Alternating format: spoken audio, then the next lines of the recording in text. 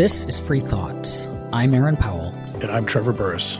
Our guest today is Justin Logan. He's a senior fellow at the Cato Institute, and today we're talking with him about the problems with Washington's foreign policy establishment. Welcome back to Free Thoughts, Justin. Thanks so much. I think he was on the 53rd episode, if I remember correctly. It's been a took while. a little bit of a hiatus, but yeah, we're at over 350 now, so welcome back. Who is the foreign policy establishment? Well, it's a term of art and one that I think is unavoidable, though. Ben Rhodes, the Deputy National Security Advisor to President Obama, famously used the term the blob to describe the foreign policy establishment. But the way I use it is the sort of great breadth of the foreign policy debate where there's a tremendous amount of agreement, right? So if you look at abortion or the environment or tax policy, it's a pretty serious debate between, on the one hand, conservatives and on the other hand, liberals. But if you look at the foreign policy debate, there's a lot of hue and cry. There's a lot of epithets that get passed back and forth. But one of the things that raised this puzzle for me was as a sometime passer through of academia, there's a real serious debate about American foreign policy in academia that in many ways is much broader than the debate in Washington, D.C., and one of the most prominent and I think intelligent and hard to deal with critics of my own views, William Wohlforth, mentioned that, he even thought that the debate in Washington was sort of pinched and that having a serious, broad debate about grand strategy and foreign policy was important. And so that raised this puzzle, right? You have a lot of people in Washington, D.C., at think tanks that have advanced degrees from top schools. And in the academy, you have people who have advanced degrees from top schools. And why doesn't the debate in Washington look like the debate in the academy? That seems odd because when we look around as, voters watching presidential debates, the candidates talk about foreign policy all the time. We're always hearing criticisms of the president entering this war or pulling out of that war. Like, it seems like there's a debate happening, and it certainly makes the news. So what's going on there? What's the disconnect? Well, in the last presidential debate, there was almost no mention of foreign policy at all. The last presidential campaign, I should say. Remember, there was some tension between the Trump camp and the Biden camp about whether there would be a single debate dedicated to foreign policy entirely. And I think there's this article that Ben Friedman and I, our former colleague, wrote called The Operational Mindset that points to there is debate about American grand strategy and about American foreign policy, but it's conducted in a very narrow breadth. That is to say, if you look at the debate about entering the Iraq war, for example, there really wasn't a discussion about whether we should start the war. There was a question about whether we had gone as far as we could at the United Nations, whether we should do more to stroke our allies, et cetera, et cetera. But at these broad levels of abstraction, what kinds of problems in international politics should the United States care about, for example? There's a really broad consensus, whether you're at AEI, the Brookings Institution, CSIS, or the Heritage Foundation. And that was the sort of central animating puzzle. So I find that there is debate, but it's on these more sort of tactical and operational issues that are beneath broad principles. Now, as you mentioned, these big players, and of course, if you look at the broad foreign policy community, and this includes the State Department, so ambassadors, like all the people. If America is not forward deployed, and we have we're more retrenched in our dalliances overseas, then there's a lot of people who could lose their jobs. And in one level, you could just say these are just the people who are self-interested, and then the people who go to the holding tanks to wait for those jobs when the administration switches, this large set of jobs that exist because of the nature of our foreign policy. Does that have anything to do with it? I think it has something to do with it. I don't want to make an argument that, the debate is structured the way it is because everyone is this sort of self-seeking, crude Marxist caricature necessarily, although I do think that money matters, right? And so it's not to say that we have the debate that money has purchased, But we hear the views that we hear because someone pays salaries, right? So there may be, you could envision any subject, not foreign policy, but any subject, and a variety of views about its importance or what to do on the public policy issue involved. But if there's a particular point of view that has no interested parties or no ideological donors that fund that view, you're less likely to hear that view. So I do think, like, in a very elemental way, it's pretty hard to say that the array of donors to foreign policy think tanks, funders of foreign policy think tanks, don't have some influence over the process. But there are a number of other things going on. There's sort of ambition, right? So think tanks get notoriety on the basis of sort of policy relevance, right? Appearing close to the exercise of power. And power wants certain views, right? Like, the presidents and secretaries of state and defense have their own views, and that's understandable and as it should be. But what rarely happens is those individuals bring in people who disagree with them to explain to them why their views are wrong. And so the sort of self-seeking analyst that says, I'd like to be a deputy assistant secretary of defense someday, finds himself or herself to gravitate toward the sort of views that are conducive to that. So there's a sort of career ambition that goes on there. And then there's just also a sort of socialization, right? Like, it's a peculiar sort of person, and I can say this because I am one, who selects into the Foreign Policy Studies Department at the Cato Institute. You know, I sometimes joke that I didn't come to Washington to make friends, and so far that's going pretty well. But someone who styles himself or herself as a sort of slayer of great sacred cows is not likely to sort of ascend to the commanding heights of the foreign policy establishment. So money plays a role, but sort of socialization, ambition, and the desire to appear relevant to donors and other audiences is sort of how individuals in the foreign policy establishment and institutions there get esteem. We've mentioned a handful of these, but maybe before continuing the conversation, it might be helpful for you to give us kind of a broad topology or maybe ecology of the foreign policy debate and its players. So who are the, let's say if I want to be a part of the foreign policy debate, what are my options? Who are the major players, and how do decisions get filtered up through them and get made? The latter part of the question is harder and more involved to answer than the former. So from the point of view of the sort of ecosystem of sort of foreign policy ideas, obviously there are think tanks. There are also journalists, opinion and otherwise. There are lobbyists. There are for various weapons producers, for various consultancies that get overseas contracts through the State Department, the intelligence community, or the Defense Department. And there's a lot of cross-pollination between those organizations. But I think that if you want to be relevant to policy, relevant to power, what you want to do is figure out the terrain on which you're navigating, right? So like imagine the sort of, if you want to use left and right, the furthest left Democrat and the furthest right Republican. That's the sort of relevant spectrum of opinion that you want to evaluate. Well, as we've learned, sometimes very bipartisan policy initiatives are dramatically flawed, tragically flawed. And so there are a lot of people who don't enter these intellectual exercises saying, what are Republicans saying and what are Democrats saying and where do I lie on this continuum? Rather, they say, what is the sort of order of battle? What do we know about international politics in terms of what sorts of problems the United States ought to care about?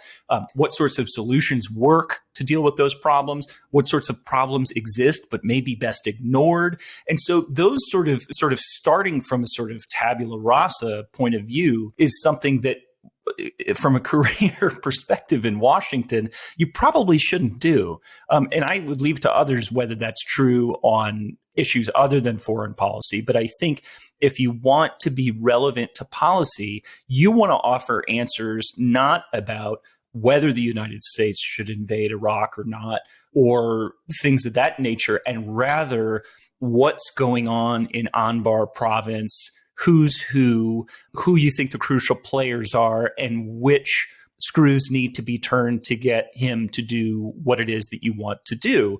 And just selfishly, those questions, I think, don't interest me terribly much at the sort of granular level.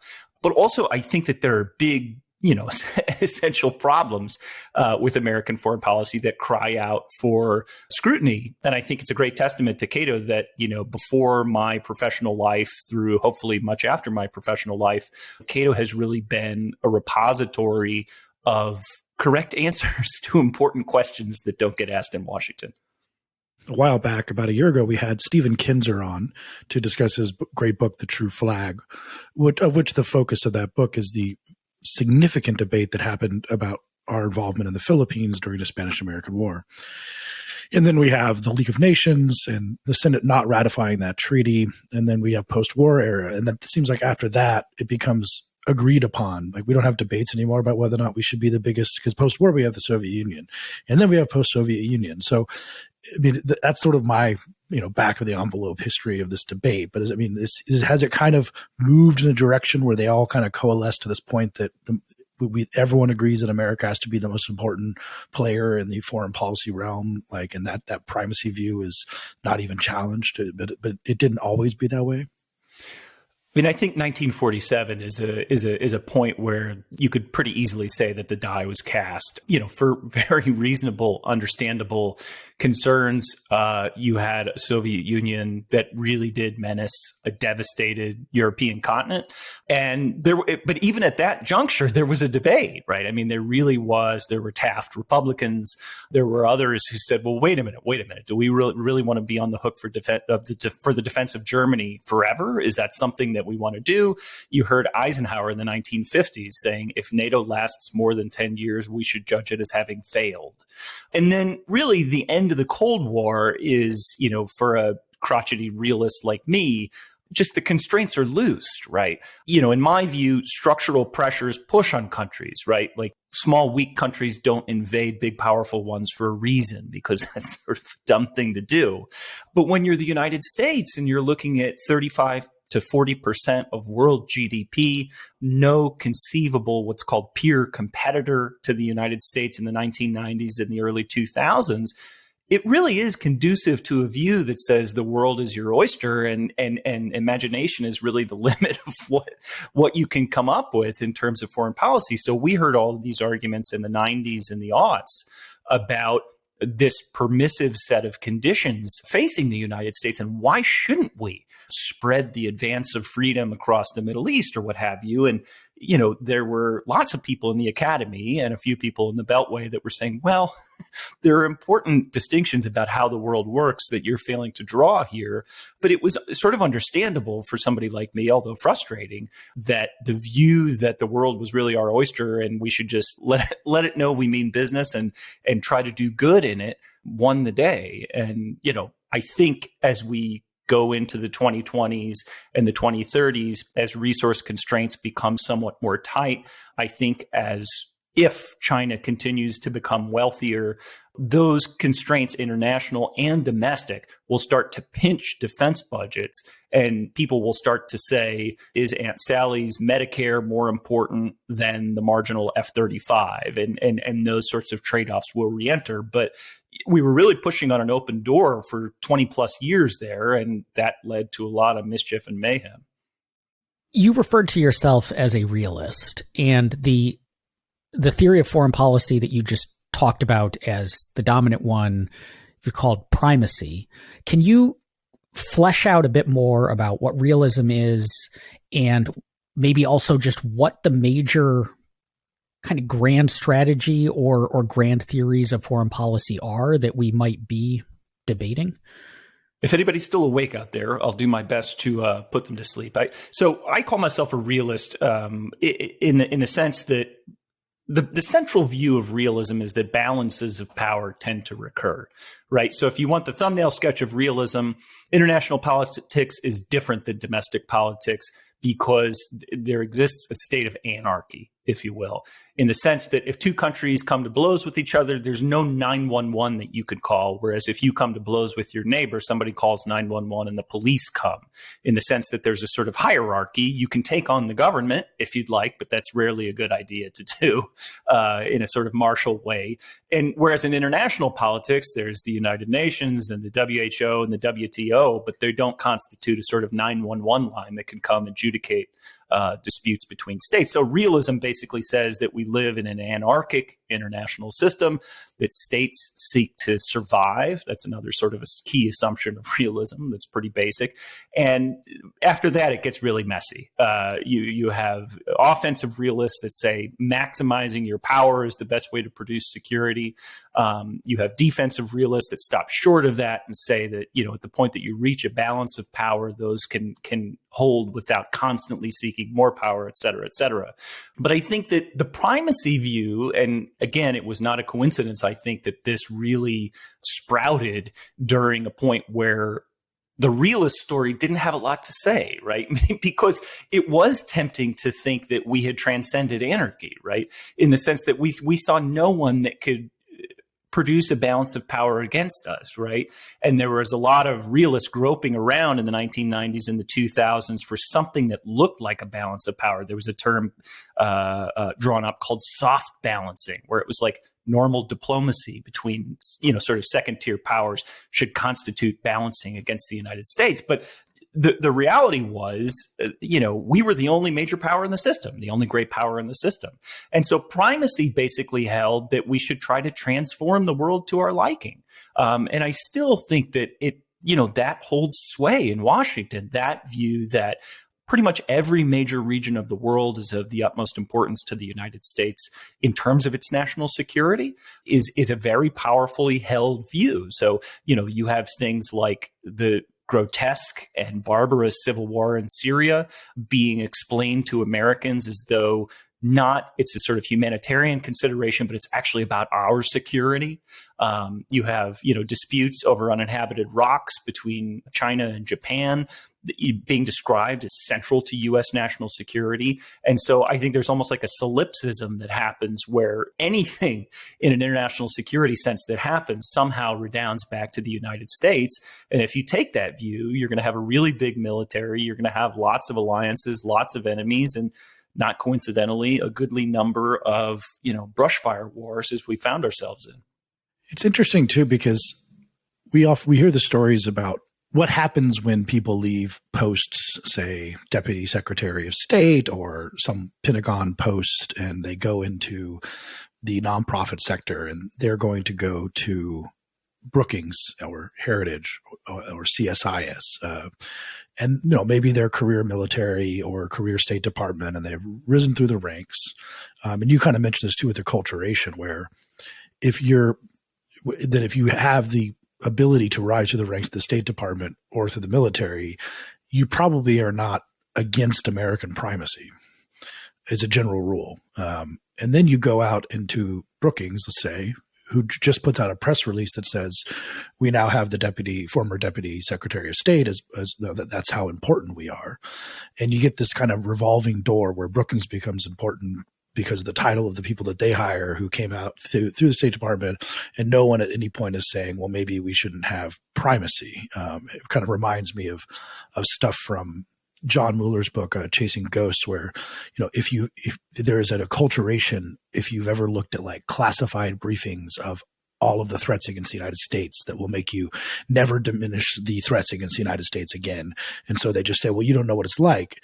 And then they turn around and they go to the academics who probably didn't do that and say, you've never served, you've never seen the classified briefings. And so that was what gives them the leg up. Is there something to that kind of like revolving door view that goes on there? I just think it becomes these broader questions become background noise, right? So there's a prominent academic at Duke University, Peter Feaver, who worked in the Bush administration and has, I think it's fair to say, a pretty hawkish bent, worked on the Iraq War, et cetera, et cetera. And he is deeply immersed in the academic literature and debates about grand strategy, but sort of substantively agrees with the sort of Beltway consensus, if you will. And so to him, the idea that realism and restraint should be represented in Washington think tank world is like asking that there be a Marxist-Leninist Washington thing. Sort of like this is an approach that has been tried and disproved and is littered with mounds of corpses, et cetera, et cetera. And it's sort of paradoxical from my point of view, because it's actually the primicists that are the Marxist-Leninists in this model, where we've tried this approach for 20 years, and it has led to just catastrophes from the Middle East. We have a terrible situation happening in Venezuela in this hemisphere, and we've had a really sort of just spendthrift model in Europe and East Asia, where again, to crib from my old colleague Ben Friedman, we agree to defend a number of countries, and they agree to let us. And that's just not a sort of a good deal for the United States. And I think, the crude, boorish, Trumpian version of this, I think you're going to hear sort of liberal internationalists and primicists in D.C. try to say to realists and restrainers, Trump was your guy and he's gone now, so you're not going to come to the fore again. And I just think, the fact that man settled on a particular sentence at any given time is not indicative of the veracity or use of those views broadly. So I do think that there's just a sense in which, or I'll give you another example. Stephen Krasner, who's a prominent academic, and I believe it's Stanford, and also worked in the State Department of George W. Bush, said that, a lot of questions that academics look at aren't relevant to policymakers because they examine factors that policymakers can't manipulate. And that's an interesting view in the sense that, in my view, there are all sorts of things that policymakers can't manipulate that are important, right? Like, not everything is manipulable by the State Department or the intelligence community or what have you, right? If you want to use the metaphor of, engineering and architecture, right? There are all sorts of things. You can't manipulate gravity. You can't manipulate physics, et cetera, et cetera. And you want people who are sort of steeped in those non-manipulable factors to build your buildings and bridges and things of that nature. So there's this weird bias to activism where you have someone saying it's not relevant to policy if it can't be manipulated. Well, sometimes things that can't be manipulated are immensely relevant to policy and would suggest that, if it's something bad that can't be manipulated, maybe stay away from it. I'm going to quickly pick up on something that Trevor mentioned in passing, which was he said, there might be this, oh, you don't know what I know because you didn't have access to the classified reports.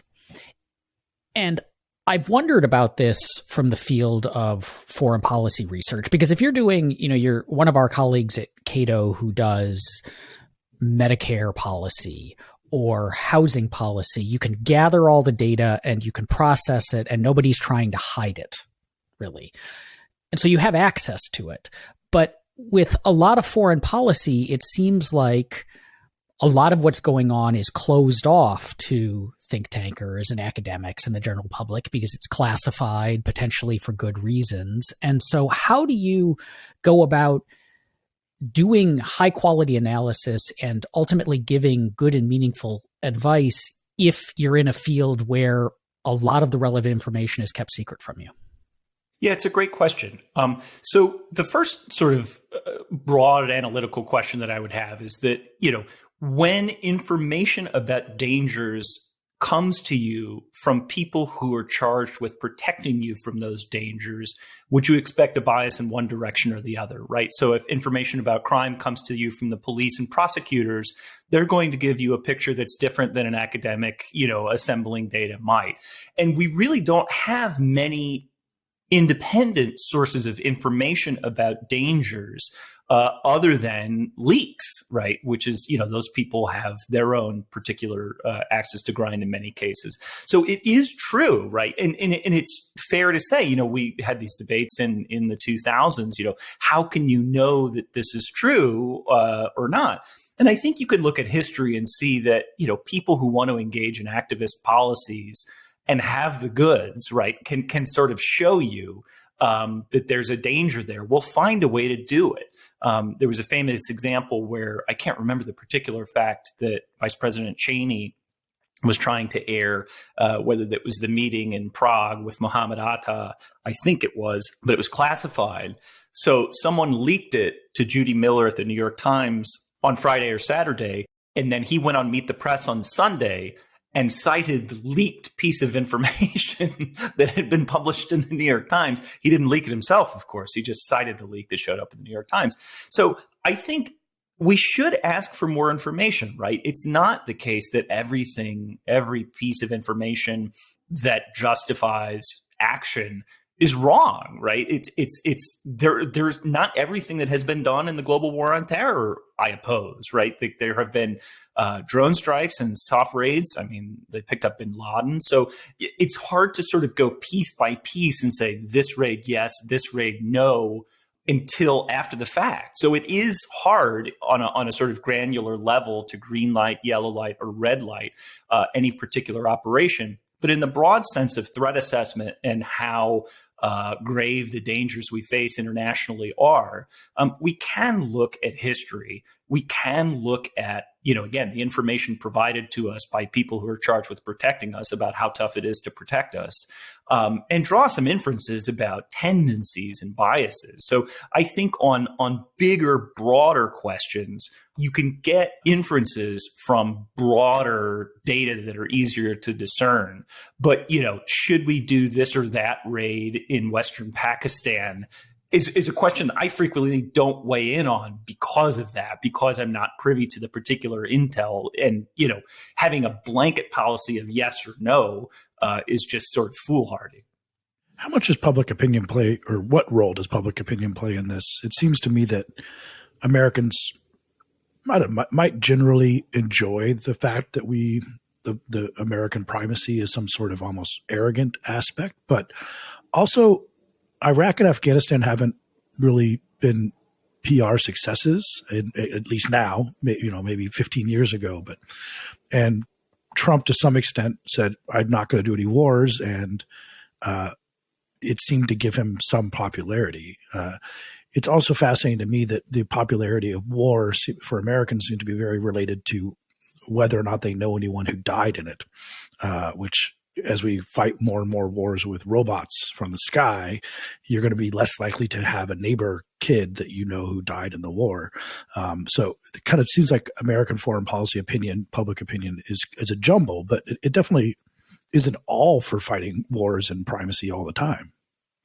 No, it's definitely not. And, our other colleague, Trevor Thrall, pointed out that, and this seems, for those of us who are old enough to remember the era after September 11th and before the Iraq War, it was a crazy time, right? Radio stations were banning Cities in Dust by Susie and the Banshees because we were all snowflakes, if you'll forgive the term, so much that we couldn't afford to hear that. Or REM's It's the End of the World as We Know It. It was a crazy time in American society. And yet, public opinion did not crest 50% supporting the Iraq War until I think it was February of 2003. And the Bush administration began running a campaign in September in earnest of 2002. So I agree with you that it's not the case that American foreign policy, or American public opinion rather, is just always and everywhere in favor of war and expansion.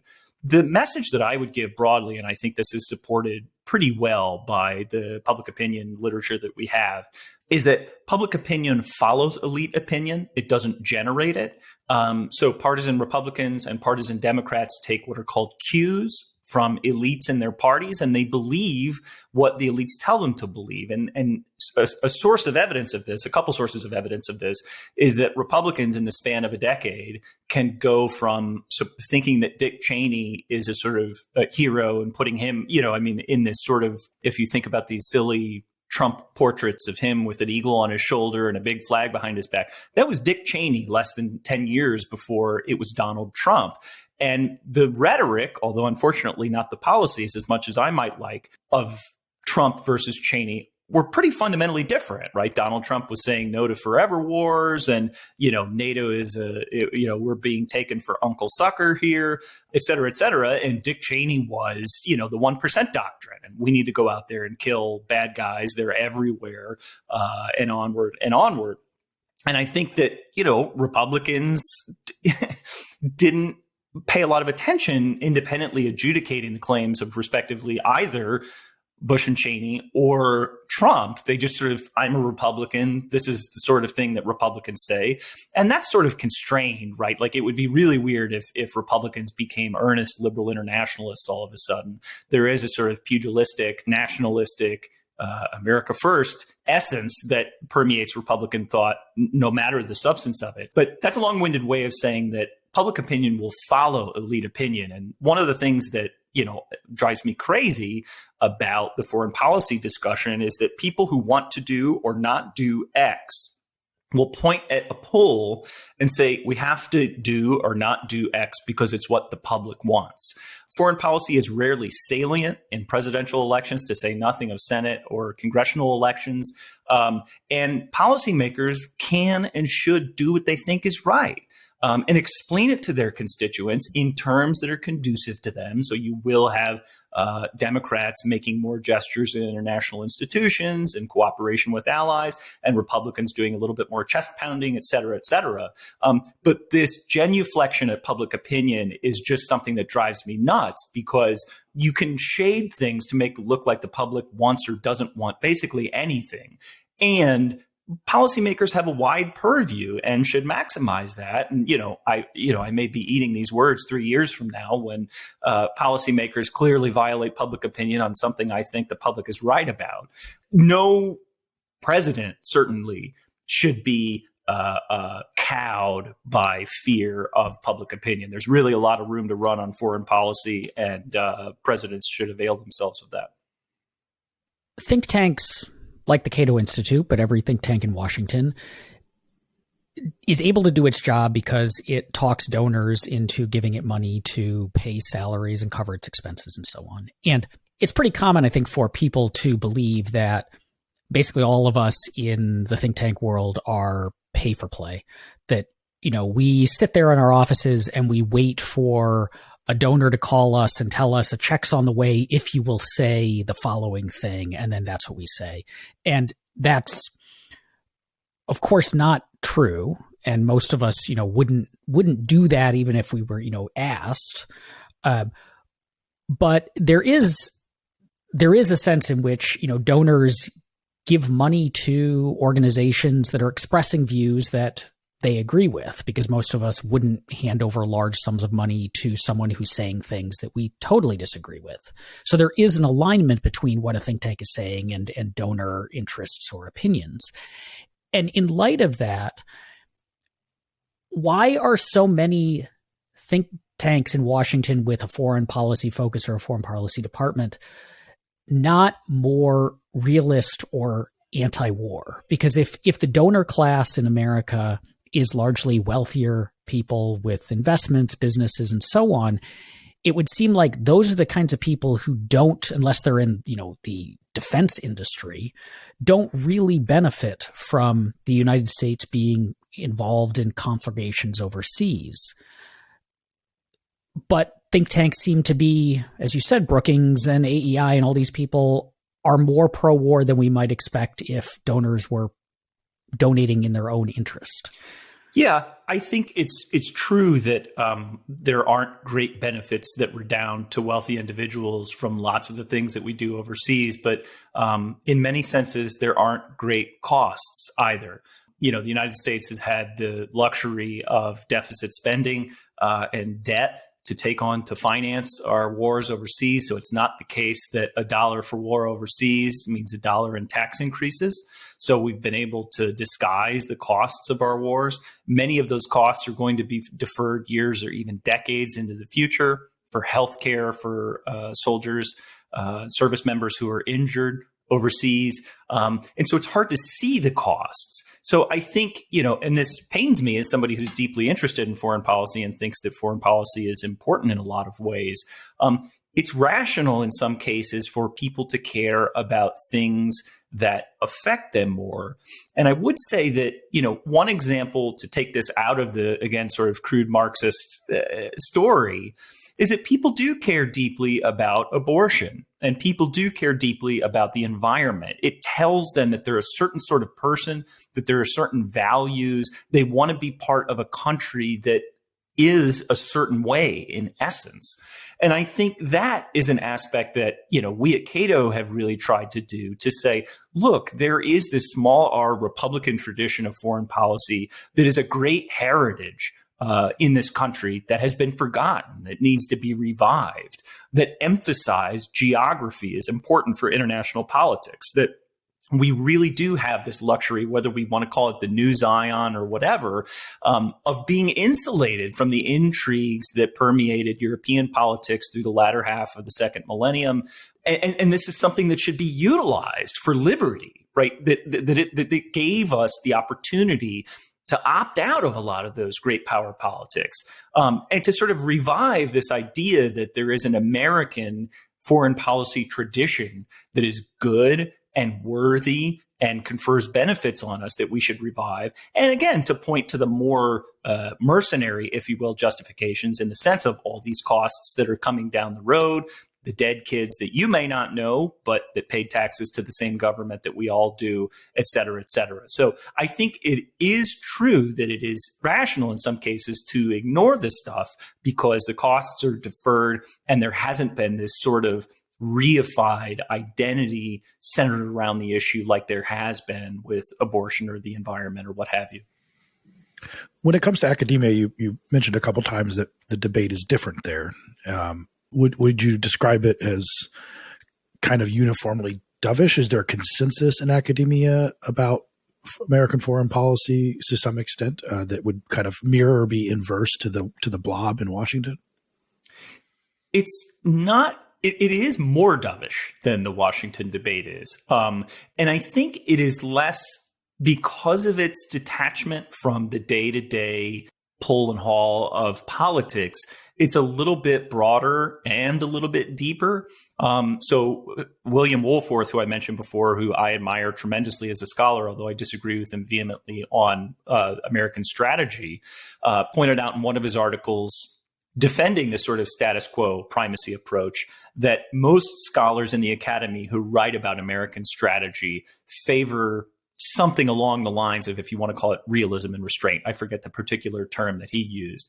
But I guess I would say that the broad structure of views that you'll hear out of the Cato Foreign Policy, Defense Policy Department have much more cachet in the academy than they do in Washington. Now, what to make of that, I don't know. But I think it's also a debate that welcomes dissent, right? So it's not the case that sort of, so I did grad school at the University of Chicago. John Mearsheimer is there. John has his particular set of views on the Middle East and on China, et cetera, et cetera. When he would invite someone to, a professor from another university to give a talk, he never invited people that agreed with him. He always invited people who disagreed, because what's the point of debate? How do you discover anything that's true that you don't already know? By talking to people who think the same thing that you do. And it's certainly true of people like Woolforth at Dartmouth and elsewhere, that there's a much more collegial, sharp at times, but and it may just be that the stakes are lower, right? We can talk about academic politics in that sense. But I found it much more edifying because it wasn't the case, the people that I disagreed with would engage seriously with the views that I or whoever advanced. And so it was more rollicking. I think it was more conducive to realism and restraint, although I don't think that view is monolithic by any stretch. If anything, I think probably some flavor of liberal internationalism, less hawkish than the sort of Beltway establishment, is probably the prevailing view in the academy. Back when I was taking the metro into the Cato office, and hopefully when I get to start doing it again, I would go through Crystal City, which is in Virginia, just across the river from DC, and you'd pass these big buildings with defense contractor names emblazoned across the top of them. What role do defense contractors play in driving or influencing this debate? I mean, again, I think it's not determinative, but it matters, right? It's not the case that the United States starts over anew every budget season and says, what do we need to defend ourselves from the dangers of the world? And part of that is that, to design a new, a sixth generation fighter airplane, or to decide, what to do about Chinese carrier killer missiles takes time. It takes more than a budget cycle. And so, to defend defense contractors here, the job that they do is hard. It does take time. But I do think that, look, if you think of it in terms where there aren't trade-offs between defense programs, right? So you may have 2 contractors or 3 contractors vying for a particular contract, then they win that contract.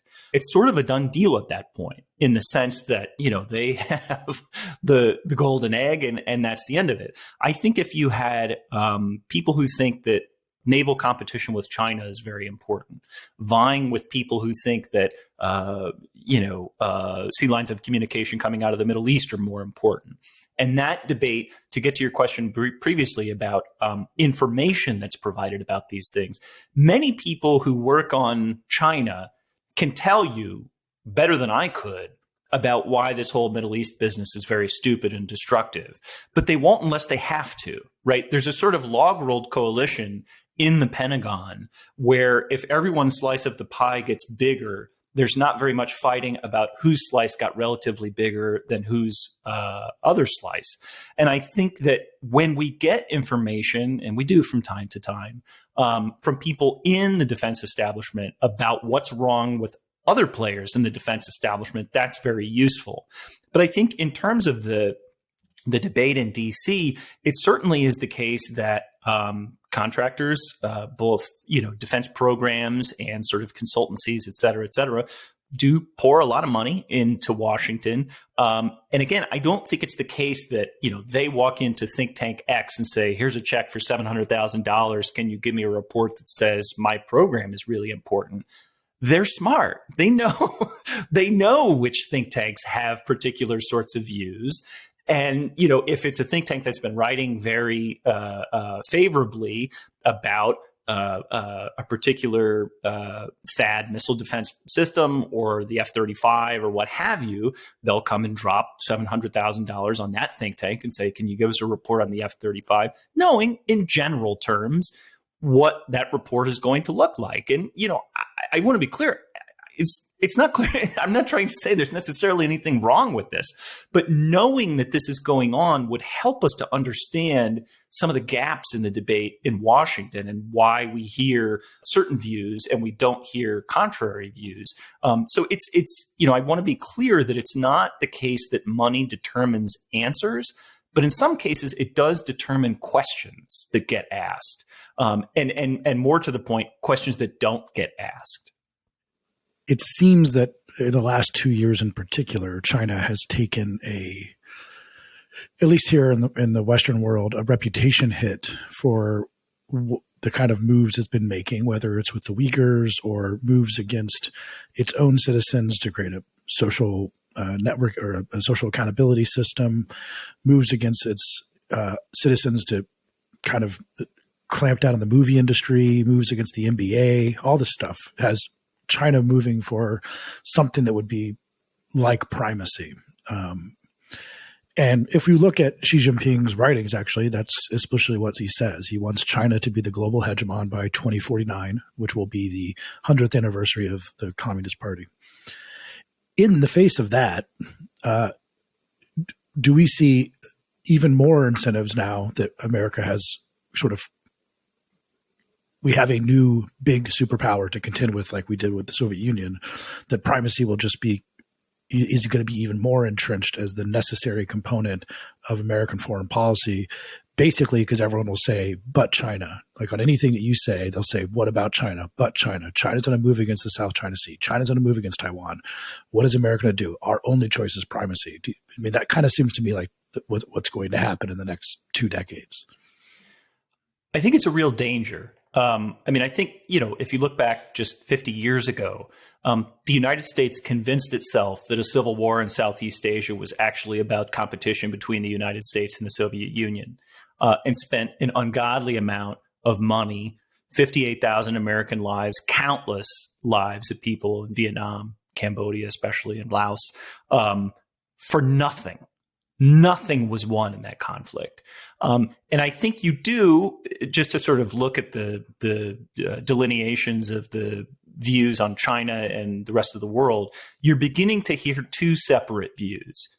One, and I think this is a little bit of an older view, is somewhat quietly sympathetic to my views about withdrawing from the Middle East, that says this is a sideshow. It's just a money pit that we keep pouring diplomatic attention, money, arms, men, women into to no good end. But you're beginning to hear the Vietnam type arguments that we can't leave the Middle East to China or else they'll scoop up all the great prizes we've won ourselves there over the last 20 years, to which I say, nothing better couldn't happen to a nicer group of guys than the Chinese for them to sort of pick up the Middle East project and run with it. John Mearsheimer has a funny riff about people freaking out when the Soviets invaded Afghanistan. What are we going to do about it? And John said, this is the greatest thing that could happen. Why let them jump in there? And lo and behold, not 10 years later, you have the sort of Soviet Union disintegrating. So I think one thing that people should watch is the extent to which this debate happens, number one, and who appears to be winning. I, give succor to the side that says we need to divest ourselves of these ridiculous enterprises in a region that constitutes, between 3 and 5% of world population and 3 and 5% of world GDP. You can do the oil argument, et cetera, et cetera. This is a sideshow. It's a waste of time. Then I worry if we win that discussion, what the China people will do with the winnings from divesting there. But I think you're within the China hawk community, you're really starting to hear two separate views. One, which says we can't leave the Middle East to China. They'll, again, take all of our winnings there. And the other that says this is good money after bad. It's a complete waste. It's small, weak countries without offensive military capability. Oil can't be used as a weapon as you think it does. Just stop and give us the money so that we can, get in China's face. But that debate is going to be one to watch over the years and decades to come. Trump gestured in the direction of being anti-war during his campaign and still kind of talked that way during his presidency, but in actual practice was not even remotely anti-war.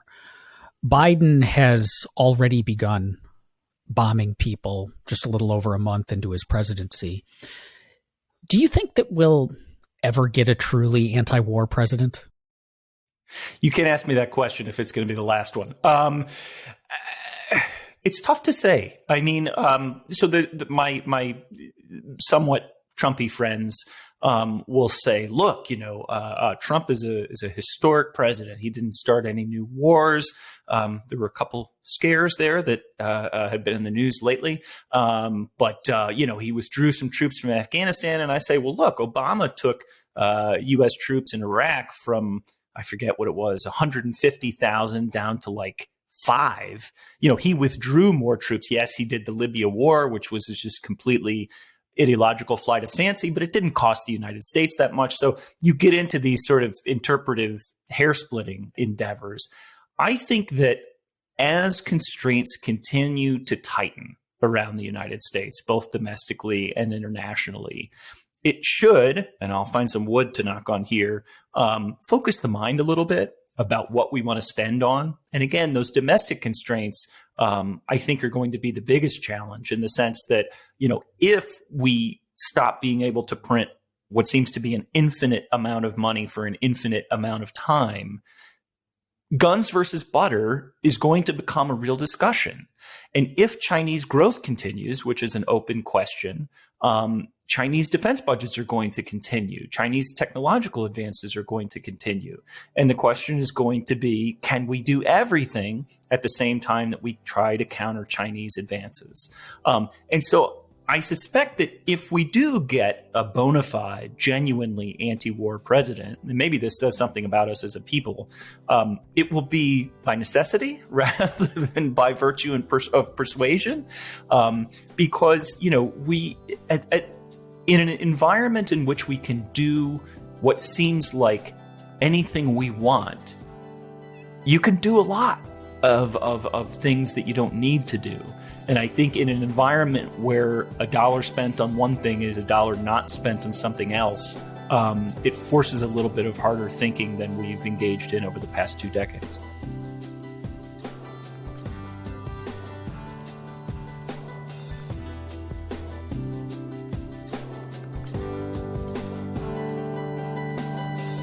Thank you for listening. If you enjoy Free Thoughts, make sure to rate and review us in Apple Podcasts or in your favorite podcast app. Free Thoughts is produced by Landry Ayers. If you'd like to learn more about libertarianism, visit us on the web at www.libertarianism.org.